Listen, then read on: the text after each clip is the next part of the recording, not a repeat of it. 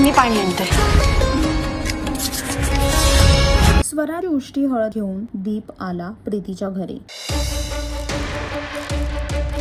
दीप ज्योती या मालिकेमध्ये स्वराज आणि प्रीतीचं लग्न ठरलं आहे आणि त्यासाठीच हळदीचा कार्यक्रम सुरू आहे. आणि हळदीच्या कार्यक्रम मध्ये प्रीती, ज्योती व सहकुटुंब वाट बघत आहे की केव्हा स्वराजची उष्टी हळद येईल आणि ते सर्वे प्रीतीला ती उष्टी हळद लावतात. आणि तेव्हाच तिथे दीप येतो स्वराजची उष्टी हळद घेऊन, ज्याला पाहून प्रीती फार चिडलेली आहे. प्रीतीचं एक्सप्रेशनच तोंडाचं बदलतं, कारण की तिला नको होतं दीप तिच्या आजूबाजूला ह्या लग्नाच्या कार्यक्रम मध्ये. आणि जेव्हा दीप प्रीतीला हळद लावायला खाली वागतो तेव्हा तिचे एक्सप्रेशन बघून तो तिथून निघून जातो. पण तितक्यातच त्याला ज्योती थांबवते आणि तिथे फरशीवरती पाणी पडलेलं असतं, त्याच्यावरती पाय ठेवून घसरून ज्योती जाऊन दीपला मिठी मारते आणि तिकडे एक सुंदर क्षण दोघांमध्ये पाहायला मिळतो. आणि दीपच्या हातातली हळद ज्योतीच्या गाली लागते. तर ही हळदीचा स्पर्श दीप आणि ज्योतीच्या नात्याला फुलवणार का, हे पाहण्यासाठी दीप ज्योती ही मालिका पहा आणि अजून अशी लेटेस्ट अपडेटसाठी टेलीचक्कर रिजनला सबस्क्राईब करायला विसरू नका.